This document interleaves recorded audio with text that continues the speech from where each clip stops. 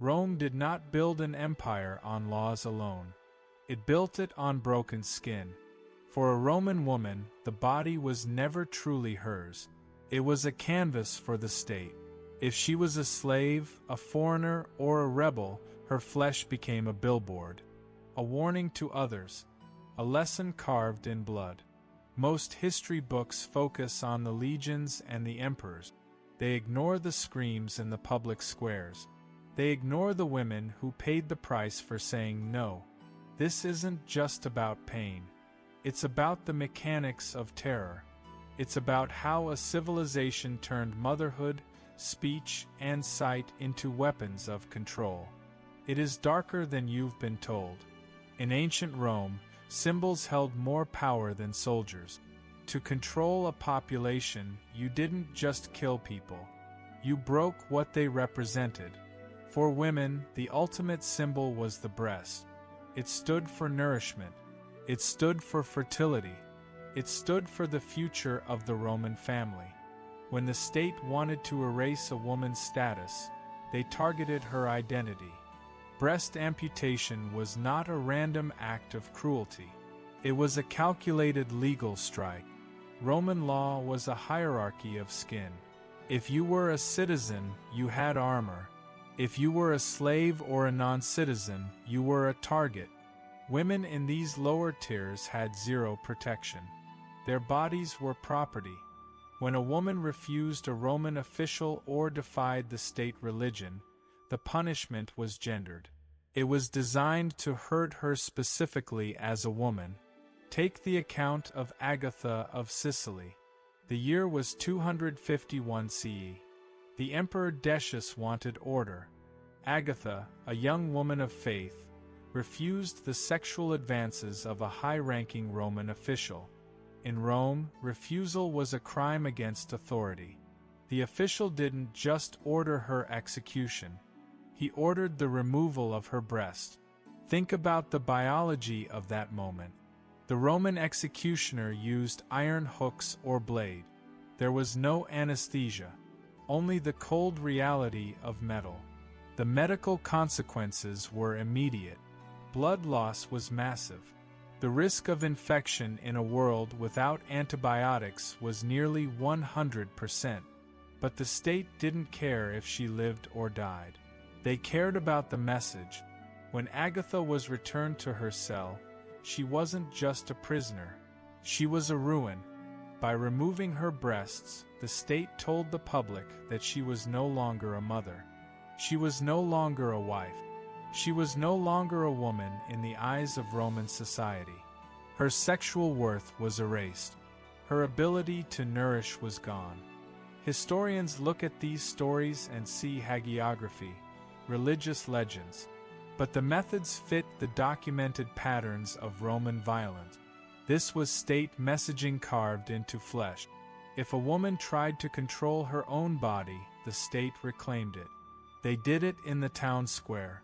They did it while the sun was high. They wanted the neighbors to watch. They wanted the children to remember the sound. Survival was its own kind of sentence. A woman who survived such a mutilation carried the punishment every day. In an honor-based culture, a scarred body was a badge of shame. It reduced marriage prospects. It destroyed community standing. The crowd went home and eventually forgot the face of the victim. But the victim woke up every morning to a body that had been rewritten by the law. Rome ruled through examples, not explanations. And the example was clear. Your body belongs to the empire. Stay with us till the end for valuable insight. Like, subscribe, and share to support the channel. Control is not just about the body, it is about the voice. In the Roman hierarchy, speech was a privilege of the powerful. A woman who spoke too loudly, who accused a superior, or who preached a forbidden faith was a threat to the Pax Romana. To silence a woman, Rome didn't just tell her to be quiet. They removed her ability to ever speak again. Tongue removal was a surgical strike against the soul. Roman courts relied on a system called quaestio per tormenta. This was interrogation through pain. Under Roman law, the testimony of a slave was only considered valid if it was obtained under torture. They believed the body could not lie when it was being broken. For women without status, their bodies became tools for evidence. When a woman was dragged into a Roman interrogation chamber, she had no right to silence. If her answers didn't match the judge's expectations, the hooks came out. While formal court records rarely list tongue removal as a standard sentence, the cultural evidence is overwhelming. Roman mythology and training manuals for elite students are filled with stories of women being silenced by force. Consider the myth of Philomela. Her tongue was cut out to prevent her from naming her attacker. This wasn't just a story. It was a blueprint for how Romans imagined justice. A woman's speech was seen as dangerous, erratic, and capable of destabilizing a household or a city. By cutting out a tongue, the state achieved a dual victory. First, they stopped the unwanted words. Second, they erased the woman's legal presence. In the ancient world, if you couldn't speak, you didn't exist. You couldn't testify in court. You couldn't defend your honor. You couldn't negotiate a trade or protect your children. Survival meant a life of total, crushing dependence. It was a social death that preceded the physical one. The medical reality was a nightmare of blood and suffocation. The tongue is a highly vascular organ. Without modern cauterization, many women drowned in their own blood before the interrogation even finished. Those who lived were left as walking warnings. A woman without sound was a signpost for the community. Every time she struggled to eat or tried to make a sound, the people around her were reminded of the price of defiance. The state didn't need to post laws on every wall when they could carve the law into the mouths of the people. This was the mechanical nature of Roman power. They understood that speech was the foundation of independence. By destroying the sense of sound, they prepared the public for the destruction of the other senses. Once the voice was gone, the state turned its attention to the eyes. They wanted to ensure that if a woman couldn't speak, she also couldn't see a future beyond the empire's reach. Rome valued visibility. Everything was a show. The architecture, the triumphs, and the executions were designed to be seen. But for the victim, the state often decided that the privilege of sight was a luxury they no longer deserved.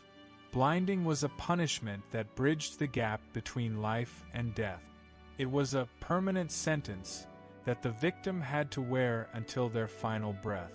In the later years of the empire, especially during religious persecutions, eye gouging became a favored tool for dealing with defiant women.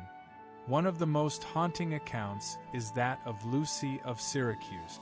Regardless of which historical version you read, the core truth remains. Her blindness defined her fate.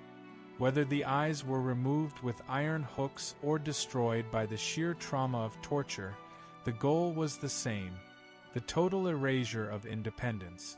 For a woman in ancient Rome, sight was the primary tool of survival. It allowed her to navigate the city, to perform domestic labor, and to engage in the social rituals that defined her honor. By taking her eyes, the state forced her into a state of absolute vulnerability. A blind survivor was no longer a threat. She was a burden. She became entirely dependent on a family that might not want her, or an owner who viewed her as broken property. The biological horror of this method cannot be overstated. Roman torture instruments, often referred to as unguli or claws, were not sterile. When these metal points entered the ocular cavity, the risk of brain infection was massive. The pain was sharp, electric, and immediate, traveling directly along the optic nerve. Many women went into shock before the second eye could even be touched. Historians have noticed a disturbing pattern in these accounts.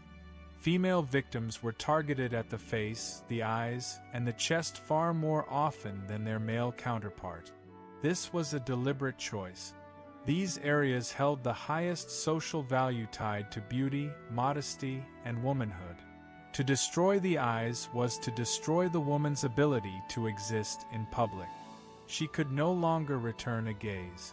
She could no longer witness the world, and more importantly, she could no longer see the faces of those who had broken her. This was the ultimate form of state-sponsored isolation. The state didn't just want to punish the crime, they wanted to punish the future. A woman who couldn't see couldn't work. She couldn't marry.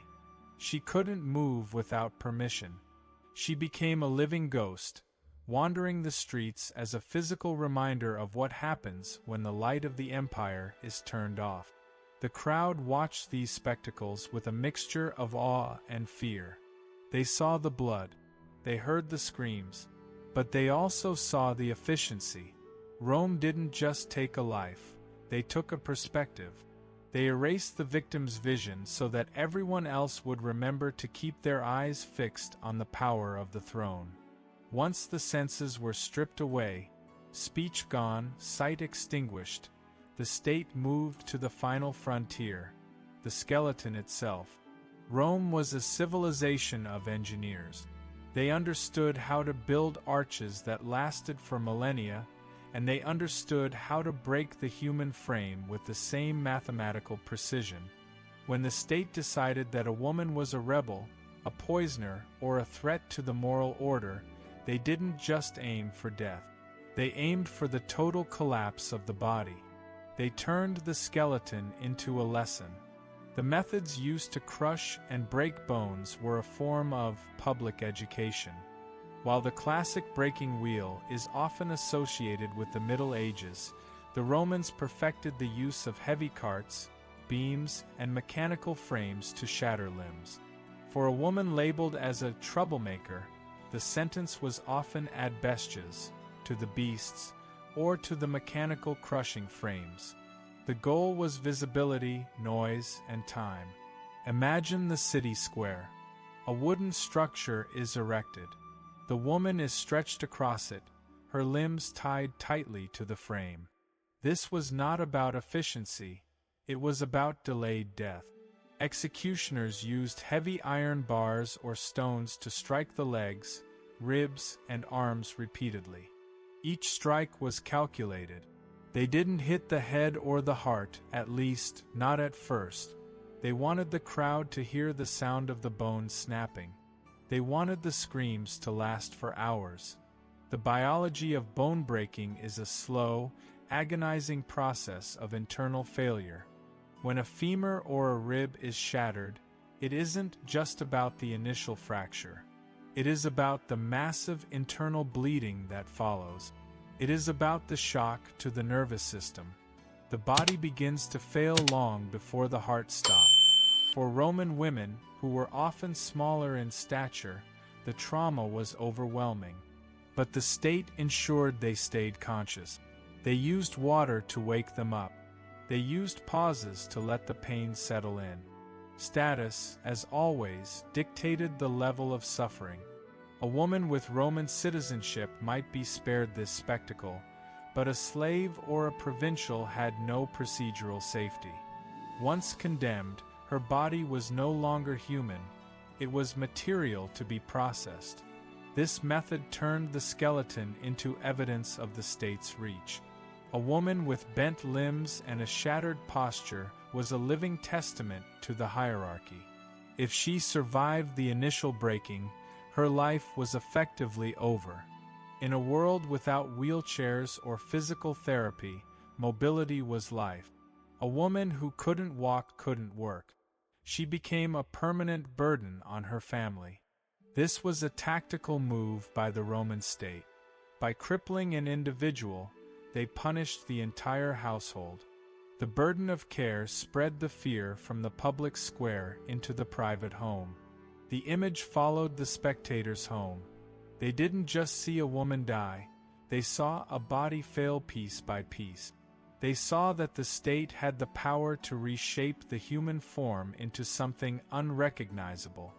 And once the bones were broken, Rome had even more creative ways to ensure the message stayed visible. They moved from the weight of stones to the heat of the forge. In the Roman world, justice was heavy. When the state wanted to squeeze the truth out of a woman, or simply demonstrate that her life held no value, they turned to the most primal force available: gravity.